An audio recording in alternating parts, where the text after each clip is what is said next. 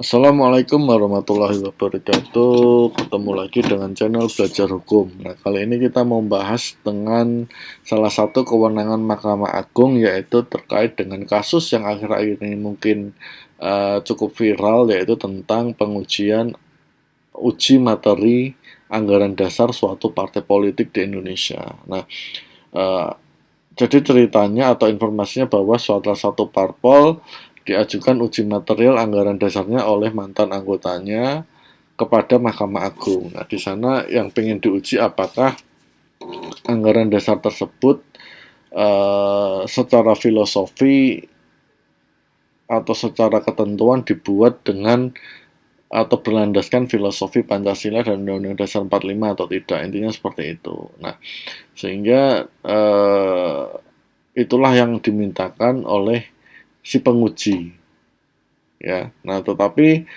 sudah diputus bahwa ternyata keputusannya MA itu tidak memiliki kewenangan untuk menguji subjek yang diajukan, ya. Jadi subjek yang diajukan tidak tidak ada kaitannya dengan kewenangan MA. Maka keputusannya adalah NO tidak diterima. Nah, cuman kali ini kita mau bahas latar belakangnya, ya.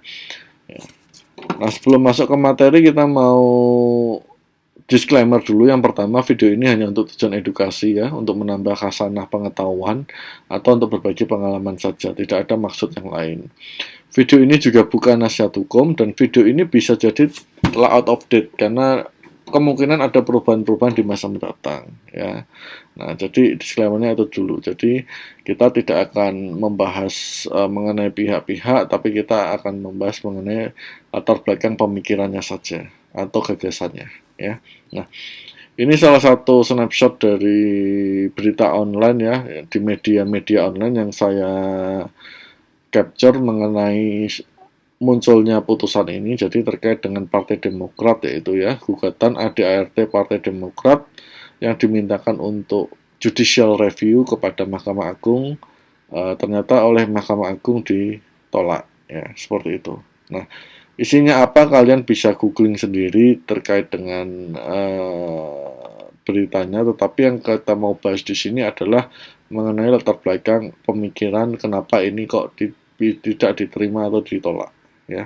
Nah, kalau kita berbicara mengenai kewenangan, tentu saja kita harus mengetahui kewenangan yang dimiliki oleh Mahkamah Agung dalam menguji suatu aturan di bawah undang-undang, ya. Nah, itu diatur di 3 undang-undang ternyata, ya, di Undang-Undang 1485, kemudian diubah oleh Undang-Undang Nomor 5 Tahun 2004, kemudian diubah lagi oleh Undang-Undang Nomor 3 Tahun 2009. Nah, jadi ketiga undang-undang ini semuanya masih ada dan masih berlaku, sehingga tiga-tiganya menjadi acuan ketika kita mau mencoba mendalami kewenangan dari Mahkamah Agung, ya. Nah, kemudian mengenai wewenangnya, ini saya ambil dari Undang-Undang Nomor 5 Tahun 2004 terkait perubahan pasal 31 Undang-Undang Nomor 14 Tahun 85. Di ayat satunya, ya, disebutkan bahwa Mahkamah Agung mempunyai wewenang menguji peraturan perundang-undangan di bawah undang-undang terhadap undang-undang, ya. Mahkamah Agung juga menyatakan tidak sah peraturan perundang-undangan di bawah undang-undang atas alasan bertentangan dengan peraturan perundang-undangan yang lebih tinggi atau pembentukannya tidak memenuhi ketentuan yang berlaku. Nah, kemudian ayat 3-nya, putusan mengenai tidak sahnya peraturan perundang-undangan sebagaimana dimaksud pada ayat 2 dapat diambil baik berhubungan dengan pemeriksaan pada tingkat kasasi maupun berdasarkan permohonan langsung pada MA. Nah, kali ini yang permohonan langsung, ya. Kemudian ayat 4-nya, peraturan perundang-undangan yang dinyatakan tidak sah sebagaimana dimaksud pada ayat 3 tidak mempunyai kekuatan hukum mengikat. Putusan sebagaimana dimaksud pada ayat 3 wajib dimuat dalam Berita Negara Republik Indonesia dalam jangka waktu paling lambat 30 hari kerja sejak putusan diucapkan. Nah, artinya MA punya kewenangan menguji. Menguji itu berarti judicial review, ya.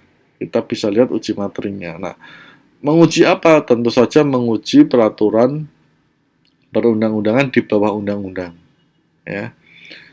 Nah, Yang menjadi tolak ujian adalah undang-undang, ya. Nah, seperti itu. Nah, kemudian kita perlu memahami apakah anggaran dasar suatu partai politik merupakan peraturan perundang-undangan. Itu yang harus dilihat, ya. Kalau itu termasuk peraturan perundang-undangan, maka bisa lanjut. Kalau tidak, ya selesai karena tidak memenuhi syarat, ya. Nah, untuk mengetahuinya kita perlu mengetahui definisi dari peraturan perundang-undangan itu sendiri. Nah, itu kita dapatkan di Undang-Undang Nomor 12 Tahun 2011, tahun pembentukan peraturan perundang-undangan, dan Undang-Undang Nomor 15 Tahun 2019 tentang perubahan atas Undang-Undang 12 Tahun 2011. Jadi dua undang-undang ini masih berlaku, ya. Nah, kemudian kita akan lihat di pasal 1 angka 2, di situ ada definisi, yaitu peraturan perundang-undangan adalah peraturan tertulis yang memuat norma hukum yang mengikat secara umum dan dibentuk atau ditetapkan oleh lembaga negara atau pejabat yang berwenang melalui prosedur yang ditetapkan dalam perundang-undangan.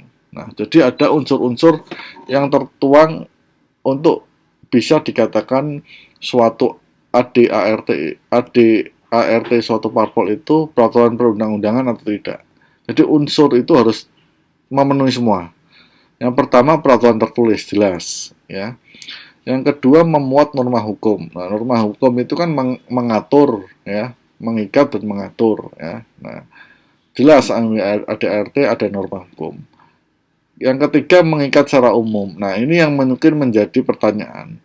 ADART itu mengikat hanya kepada anggota yang pada institusi itu atau pada suatu wadah itu saja, tidak mengikat secara luas kepada masyarakat umum, ya.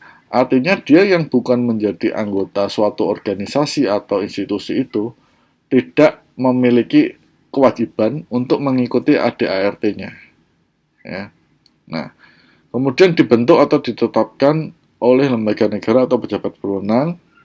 Yang kelima melalui prosedur dan sebagainya. Nah, yang 4 ke 5 kita nggak akan bahas karena yang nomor 3 pun menurut bahasa ini atau menurut peraturan perundang-undang ini dari definisinya sudah tidak masuk. Saya pikir itu yang menjadi latar belakang, ya. Kenapa kok ditolak uji materi terkait anggaran dasar suatu parpol? Karena anggaran dasar suatu parpol jelas bukan merupakan peraturan perundang-undangan karena dia tidak mengikat secara umum, ya, seperti itu. Nah, cuman memang pemikiran si pemohon dalam menyampaikan argumennya cukup menarik juga, ya. Nah, pertanyaannya kan bagaimana jika nanti suatu masa ada suatu organisasi atau suatu kelompok membuat suatu peraturan, suatu apa ya, suatu peraturan internal atau anggaran dasar lah sebutnya gitu, di mana anggaran dasar itu kan seharusnya adalah mengacu pada Pancasila dan Undang-Undang Dasar 45 sebagai landasan hukumnya atau sebagai landasan filosofinya. Nah, bagaimana jika itu tidak muncul pada anggaran dasar suatu kelompok atau suatu organisasi tersebut? Siapakah yang berhak membatalkan atau siapakah yang berhak meniadakan? Maka kalau itu menurut saya adalah filternya ada di satu pejabat atau instansi pemerintah yang bertugas untuk mengesahkan atau mencatatkan anggaran dasar itu. Dia harus membaca. Dia harus membaca apakah anggaran dasar yang mau disahkan atau dicatatkan itu landasan dasarnya atau landasan hukumnya adalah Pancasila dan Undang-Undang Dasar 45 atau tidak. Nah, kalau itu tidak ada, maka harus ditolak anggaran dasarnya. Tetapi kalau itu ada, maka boleh dicatatkan atau disahkan seperti itu. Jadi menurut saya seperti itu. Tapi itu baru pemikiran saya. Kalau kalian ada pemikiran yang lain terkait dengan uh, anggaran dasar atau mungkin mengenai uji formil terkait dengan suatu aturan perundang-undangan. Nah, silakan kita berdialog, berdiskusi, mudah-mudahan bisa memberikan suatu pemikiran atau sudut pandang yang baru. Nah, saya pikir itu saja yang mau saya sampaikan. Terima kasih sudah menonton. Kurang lebihnya saya mohon maaf. Jika ada kesalahan silahkan disampaikan kesalahannya, saya mohon maaf. Silahkan sampaikan kritik yang membangun. Kalau memang ada kesalahan saya akan perbaiki. Terima kasih sebelumnya. Assalamualaikum warahmatullahi wabarakatuh.